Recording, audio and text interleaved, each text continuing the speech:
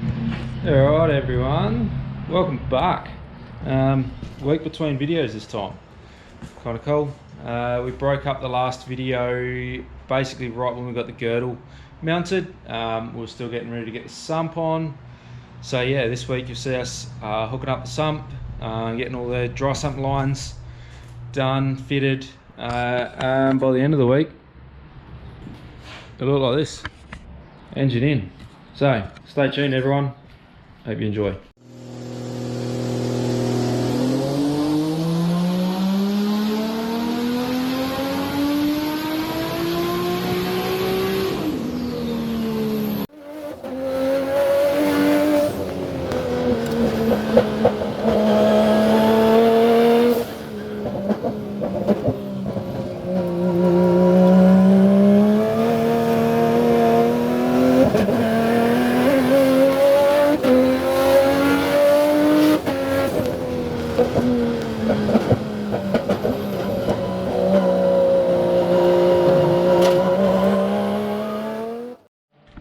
Alright, day 2. Girdles all glued down. All our bolts are in just loosely, as I probably said yesterday. Now onto the sump. So they've got this little baffle that goes in here. I've had to do some trimming just around this little nub. Next up's going to be putting them in. So I've just got a bit of thread locker, so I'm going to use the high strength red stuff because I really don't feel like any screws coming out in the bottom of the sump. Then we'll rip all the bolts out. We'll get on to gluing this. Hopefully get the sump on. Once the sump's on, I reckon we'll be nearly ready to roll it back over and put it back in the car. I need to change the balancer. That's still one job I've got to do. But we're getting there. If anyone can tell me too, the 1000 horsepower balancer,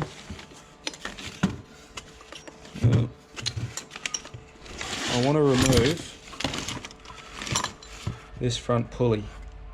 It looks like it should come off, but I've tried and it just doesn't seem to want to come off. So if anyone has played around with them, has used one and has taken it off, let me know. Anyway, we'll get on with getting the sump ready and glued up.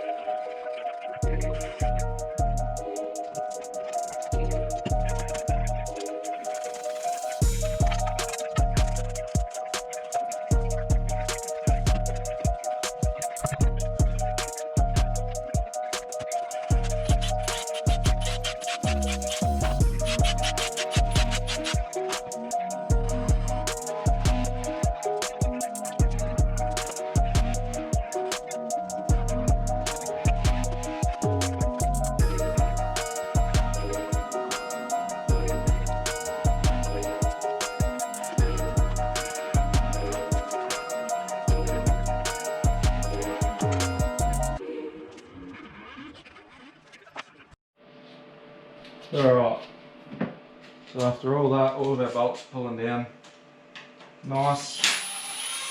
They bottom out in the threads just a bit before they get to the girdle, but they pull up a good amount of tension.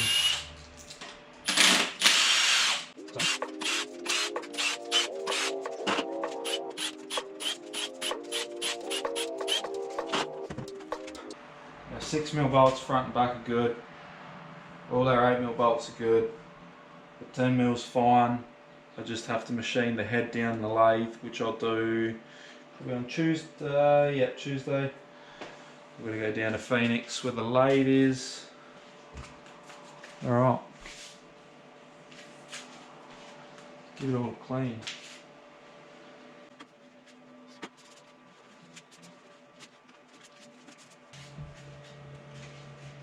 Change over to a fresh white rag. That way then we can wipe everything down and make sure we've got nothing left.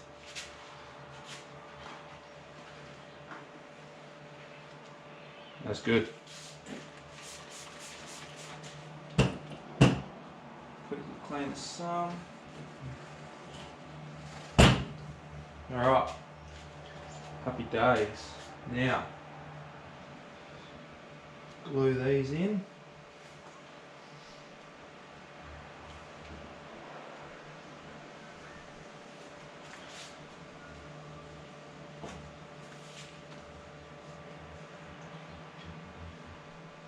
And then we can put the sump on. It's go time.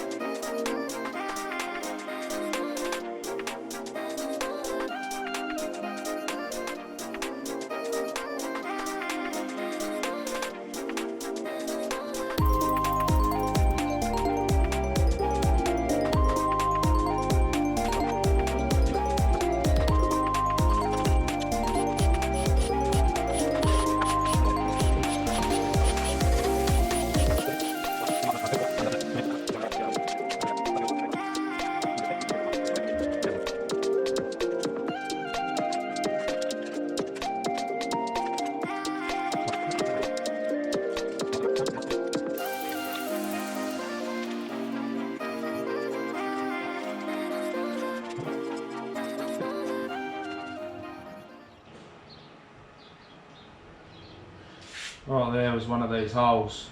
There was only a little bit showing of it, so if we missed it by a little bit, it could seep out of there. So fill it with silicone. We did the countersunk M8s to 25 foot-pound. So these ones here, I'm just going to do them to 20 foot-pound. See how they feel.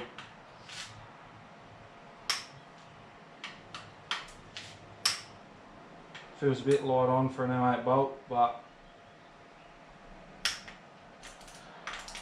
I reckon it'll be alright.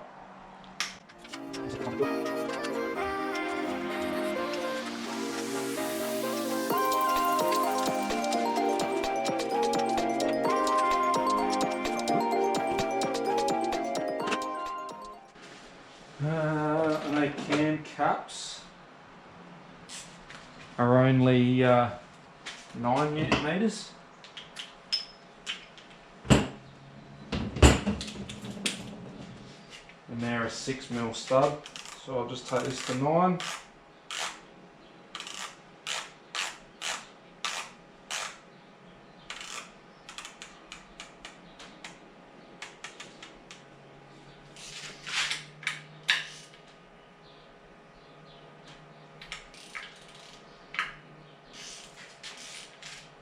Maybe. I'm not quite getting 9 out of them, but it's about as tight as I'd want to put a 6mm bolt.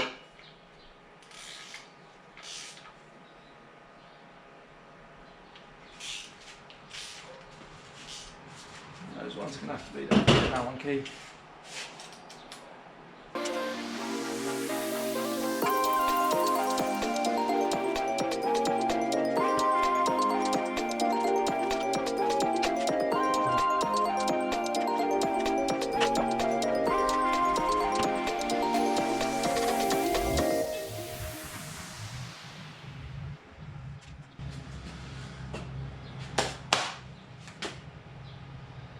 Sump on, glued on.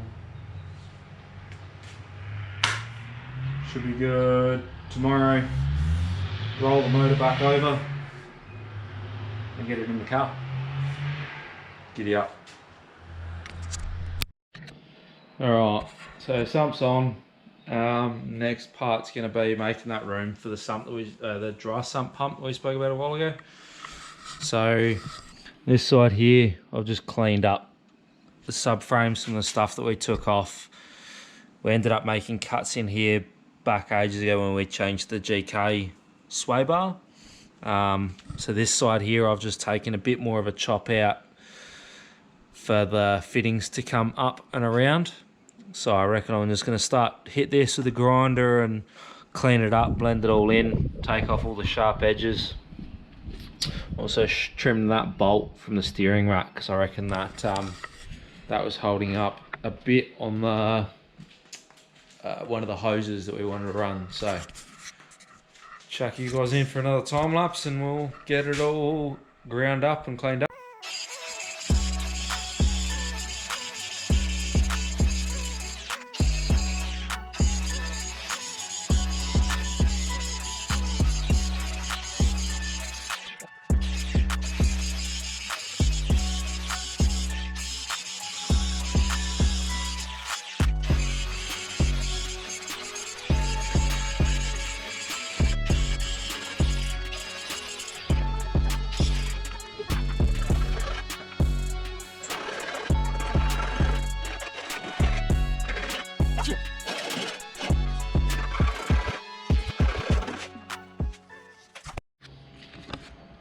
Day 3. So sumps on as we did yesterday, all tightened down. We're missing that one, that's that 10mm that I've been saying about, so we'll sort that out hopefully tomorrow.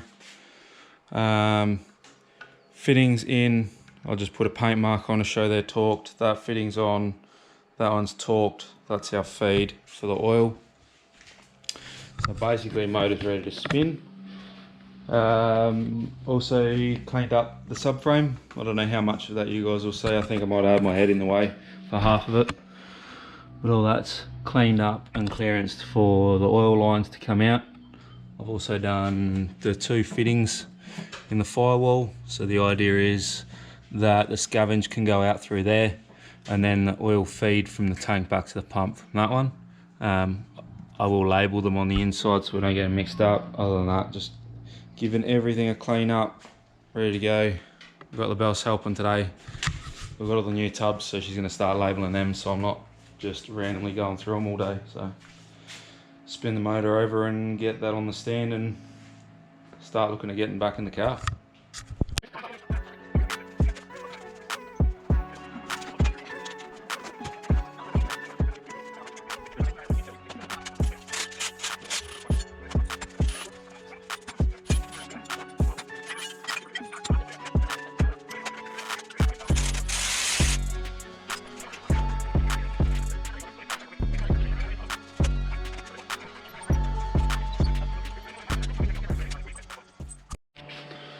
Alright, one of the things I have as part of my little teardown kit is a clutch alignment tool. That's something that I always find you're always searching for if ever you've got to pull it apart. So with the tilting, I slide it in, make sure we get the first plate, got the second plate. Now it's just about getting that final into the spigot. So alright, that there now is lined up with our spigot bearing. I've given these 4 bolts a clean. So what I'll do is actually, I'll take that back. I'm going to take these out. I'm going to Loctite them. So I've just cleaned up all the threads, all the shoulders, made sure they're good to go. I think that these ones are actually going to be on their last legs. I think they've been done up and undone a couple of times now. So we'll get some new ones happening. But we'll get these Loctited, get them torqued down. I think it's 25 Newton meters. So I'll crack out the torque wrench again.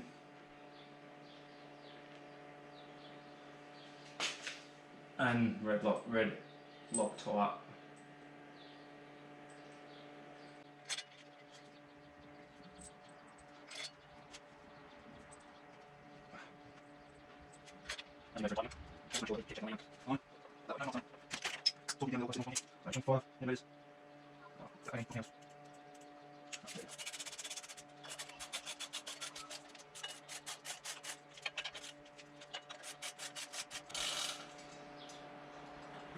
So that's actually nice in there now.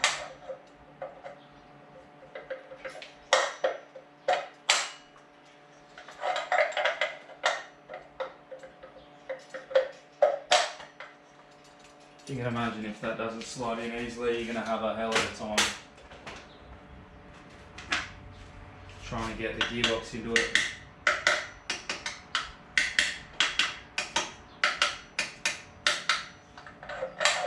There we go.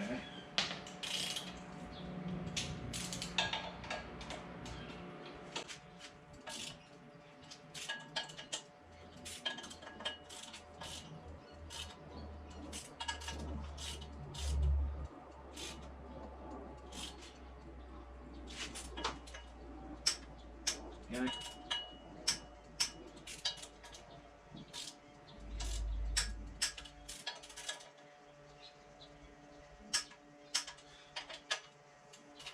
Take these two out, give them a quick clean up on the wire wheel. Torque engine, and then we're good to go. We'll just go through and do one last lap. Alright, last two bolts cleaned up. I like doing this because it just ends up wiping the Loctite inside the thread instead of it sitting on top, and then it just ends up, when you slide it in the hole, it just pushes it all over onto the shoulder.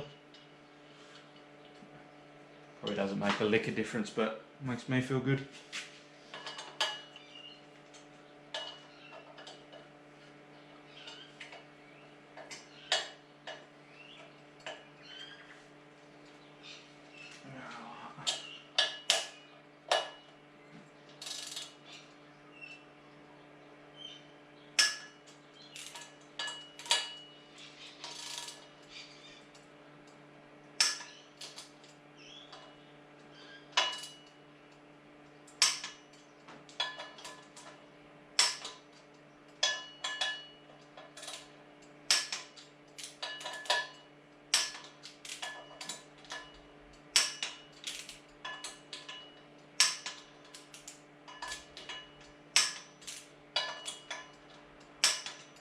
Beautiful. Another little thing with torque wrenches. Never leave them with torque wound on them. Always wind the torque back off before you put them away. Dad used to work for Norbar Torque Tools. That was one thing he always said growing up, was always take the tension off, because apparently if you leave the tension on you can lose tension in the spring that gives you the torque. It's just been something we've always done. That slides in nice and easily all the way down to the spigot bearing. Happy days. We do need to take the balancer off, but with the RB26 cranks it's like 400 Newton meters, so there's no way of me locking this down to a point where I reckon I'll even be close to getting it. So I'm just going to put it back in. Once we can put it into a gear, we can put it in 5th gear, 4th gear, and stand on the foot brake and hopefully get it going. So engine back in time. I'll clear a path first.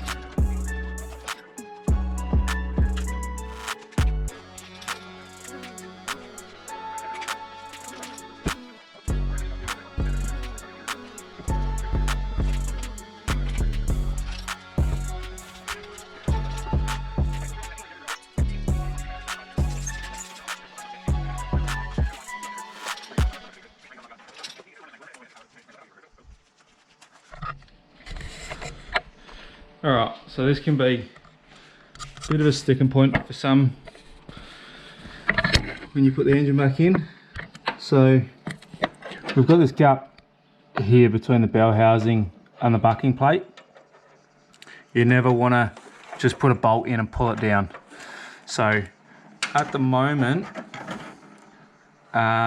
with it being as close as it is, to me, it looks like it's probably in the clutch plates. I'd be fairly confident of that. It's now just going to be getting the snout of the gearbox into the spigot bearing. So this is where, yeah, you don't want to force it because you'll end up either pushing the input shaft of the gearbox in, or you'll end up pushing through the spigot bearing, damage the spigot bearing. This is just where, unfortunately, sometimes it's just a finagle it, wiggle it, try different angles, just, yeah.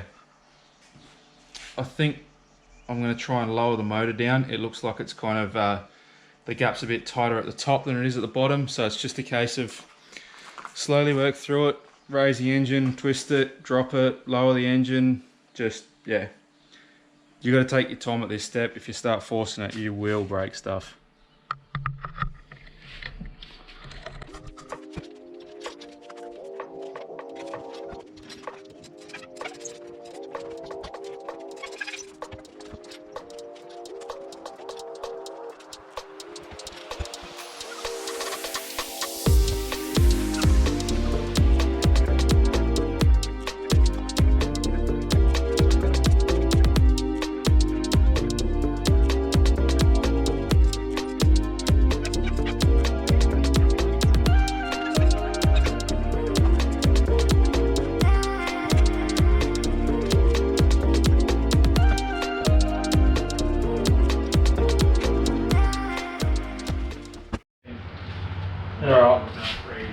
It probably took an hour to try and get this in.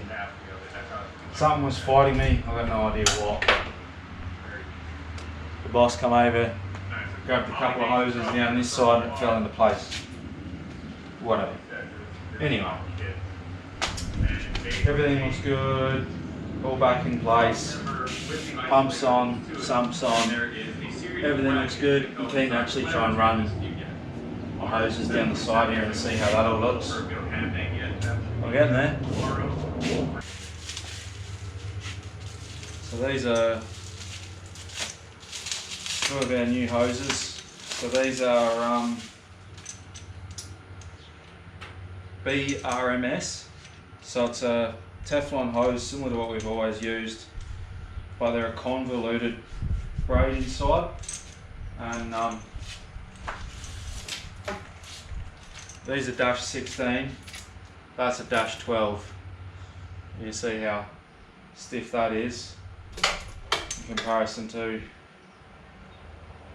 like that, just they're so flexible. So what I'm going to try and do,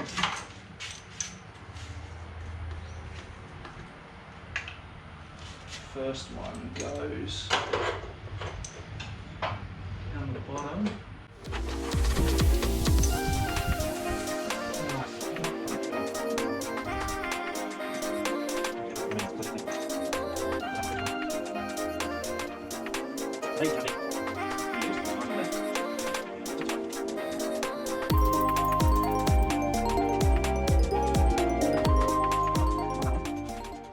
This is going to be our other tricky one. This is our hose that does a U-turn. So it's a dash 16 hose with a dash 12 fitting on it, just because we're fairly restricted with room down here.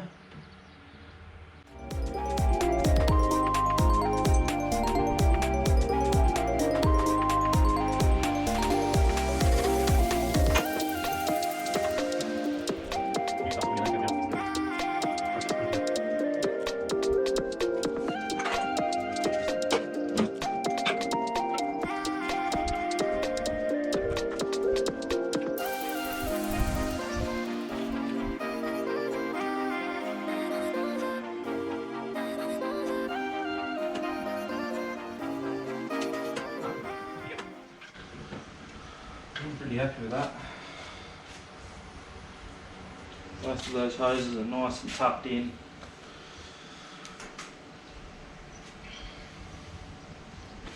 That's good. So what do you guys think? So we've got our scavenge that comes out. It's probably a little bit too tight. It's probably the only one I wouldn't mind almost take 50 mil off of it. So it just came back at a bit more of an angle. But then our oil feed from the tank comes under. It's got this 150 degree fitting there. This is probably the same. I'd like that to sit there, but we'll see how that goes. As it runs past the rail, it sits up a bit. I reckon we could probably make a mount that sits here and holds them nice together. Back here, when I did put these bulkheads in, I put one in from each direction, and what that's done, I'll tighten this back up and show you, is it's actually put this one I've made a bit longer, so you can actually get to the nut still, and then you can get to this nut. So you just put the bottom one on first, and then the top one. I'm keen to put the wastegate on and see how that looks, but I was expecting to have to put some heat shielding on, so we'll see. Let's keep going. Alright, making the progress now. All the hoses tuck in nicely, wastegate's on, plumbed, fair bit of room. I'm going to put heat sleeving on, so that should be sweet. Underneath, I'm waiting for a couple of fittings from Raceworks that are on back order for the pump. So I've just got some wrong fittings, but they just kind of work as placeholders. All my hoses are nice. I was wondering how I'd go pulling the motor out with all the hoses attached. I reckon I might be able to. It's just going to be tricky. So next up's going to be start a motor in, plumbed up. Not much point putting the front splitter and radiator and all that on until I can get these fittings, because I won't get to them with the floor on. But that might just mean that I can start working on cutting out the floor for the new fuel cell. And the boss has been doing all the new labels, all the new tubs. Now, just quickly we can grab out 4, 6, 10, 8 or whatever we need. I'll be collecting a few more of them. They seem to be working pretty well. Yeah, keep going. Alright, pretty awesome effort this week. Motor back in, lines and all that made, confirmed, they all fit nicely. Just a little side quest, everything needs something else. So to do the balancer, easiest way I've always found to do it is just by putting it in top gear, foot on the brake, and then you can kind of break the nut loose on the balancer. But that required then me to finish the brake lines. So we'd done these a while ago, but there was a 90 degree fitting on the back here, which meant it ran down and then it touched the tyre. So I put a straight fitting on. There's just a little curl in that brake line. So with that done, I can bleed it up and we should be able to do the balancer. This is going to be my next journey, is getting this fuel cell mounted. So I've got to mount the fuel cell. Once the fuel cell is mounted, I'll also be able to attach the dry sump tank to it. So you can see just up there through the brake lines, I don't know if you guys can see it, but that's the two fittings. So that's our dash 16 scavenge and our dash 16 feed. So I have the fittings in the tank for that, so I don't need to worry about that. I've got plenty of hose, so we've got our fittings in here. We've got our hose, so it's just a case of mounting it, cut our hose. We're not using the BMRS hose, we're just going to use normal Raceworks hose. That doesn't need to be super flexible. Plenty of nice long radiuses that we can use there, so that'll be fine. Well, yeah, I reckon I'm going to round it out there for the week. Cheers everyone for watching. Like, share, subscribe. Hopefully you guys have all made it to the end. Have a good one. Bye.